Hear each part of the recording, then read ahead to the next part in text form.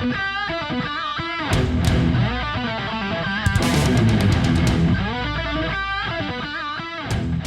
hello, how are you? I am Burke, and you're watching, Road Odyssey?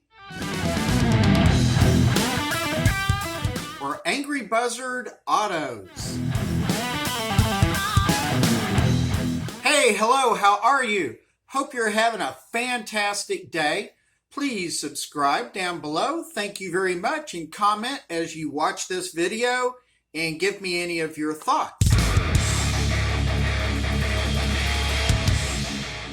Took a road trip yesterday and met up with Brian. He is the host and creator of Yellow Jacket Garage.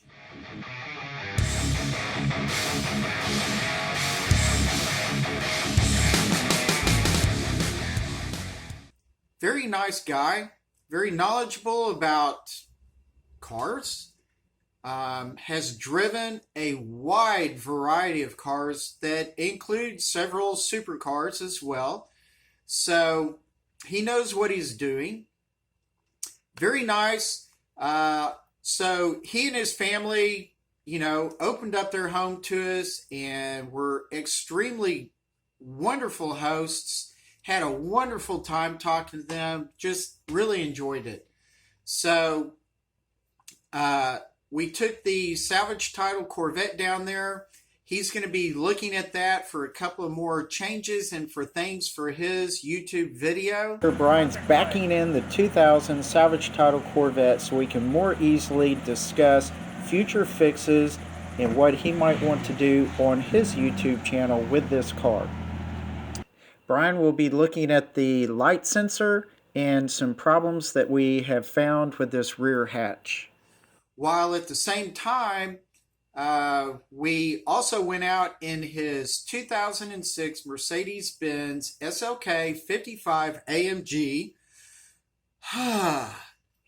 That is a great car. These SLKs are wonderful. They are very much like a Porsche or a Corvette, maybe better than a Corvette, year to year comparison. One quote I found was, "This car is like a LS swapped Miata in a tuxedo." It is a powerful, powerful car, fantastic torque, and very low weight. Like I said, you're talking Corvette and beyond territory. So these things are wonderful, but their amenities and what they have built into them and some of their care might very much rival, if not beat, a Corvette, at least the base Corvettes. And while looking at the car, I was amazed at how much it made me think of the Cadillac XLR. The SLK is obviously going to be more rounded than the Cadillac XLR, but still, at first appearance, their dimensions and proportions seem very similar. So, thought that was kind of interesting. It's just a really neat car. The MSRP on these things was somewhere around $61,000 to $63,000. The depreciation on these cars is huge. If you're buying this for $60,000 in the beginning, 2006, and it's only worth $12,000 today, then you may be losing, say, around $6,000 the first year, and then $3,000 to $4,000 for each following year after that, depending on use and quality and all that jazz. If they depreciate so much, are they reliable? The SLK engines, I believe, have come from the mid-90s. They're relatively simple and easy to service. They lack a lot of complications. There's no turbos or electronically controlled variable valve timing or anything like that. So these engines are extremely reliable.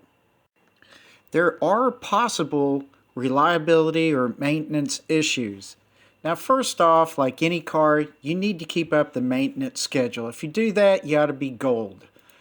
But if you notice that the transmission is shifting rather rough, it could be that it will need to be removed and disassembled in order to complete some of the repairs. The drive shaft may vibrate, so if you feel something odd in the middle of the car, you must get this fixed ASAP so that you do not harm the transmission. Finally, spark plugs go bad, coil packs go bad, spark plug wires can go bad. So if you feel like the car is misfiring or chugging, have that looked at. The differential may leak, so every now and then look up underneath the car for any little drops. And the mass airflow sensor has been known to fail once in a while as well. Kelley Blue Book and Edmunds both show that if you're buying this car from a dealer, expect to pay at least around $13,000. Kelley Blue Book and Edmunds both show that you're going to expect to pay around $11,000 or $12,000 if you're buying from a private party. And you may expect to get around $8,000 as a trade-in value for this car. Looking at the front of this car may remind you of a cartoon character, but seriously, this is a very nice looking car from every angle. You have 13-inch rotors, 6-piston calipers, 225s up front, 245s on the back, 18-inch wheels. You can stop from 70 miles per hour in 156 feet, corner at 0.9 Gs. So yes, this is very comparable to a Corvette and a Porsche. There are 2 air intakes up front for the engine, vents for the brakes up front, and 2 vents up top are for an additional transmission oil cooler and a high-performance steering gear oil cooler. There are side mirror blinkers, front headlight washers, and on the passenger side, there's a place for the tow hook. The hood has 2 positions, your normal position that most people use, then this 90-degree position for the mechanics. A V8 24 valve, 5.4 liter naturally aspirated engine pumping out at least 355 horsepower and 376 foot-pounds of torque. 0 to 60 somewhere between 4.3 to 4.9 seconds.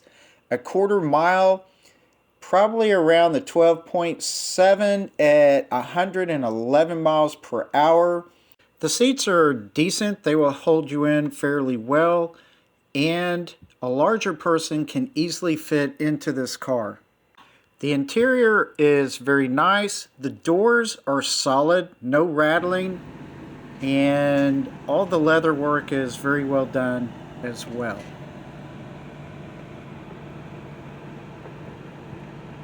An added feature in this car is the air scarf that blows warm air on the back of your neck. The navigation system comes from a DVD that you can update. Quick shot of putting the roof back on.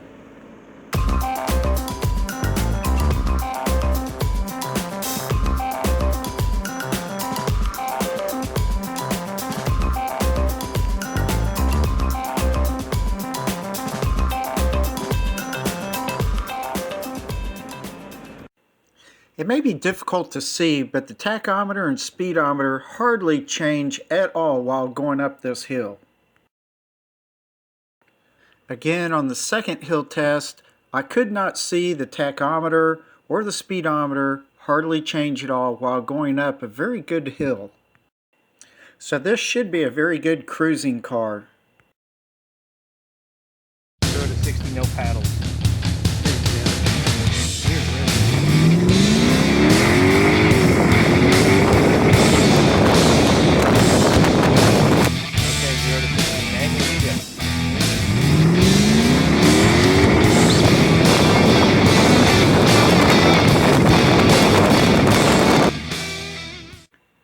This car gives you a lot of power and performance for very little money. Just keep it maintained and it will be a great car for you. It's good looking and it will provide you with miles and miles of enjoyment.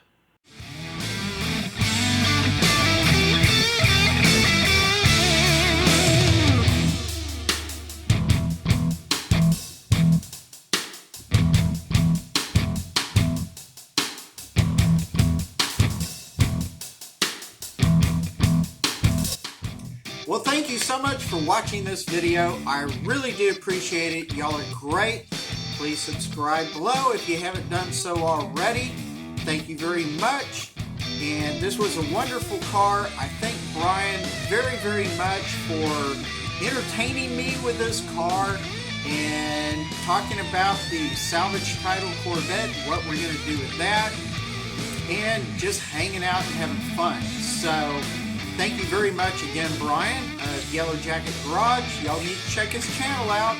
Thank you to his family for also hosting us at their house. So thank you again to all of y'all. And on that note, I'm done. Y'all have a fantastic day. Take it easy, relax, and I will see you later. Bye.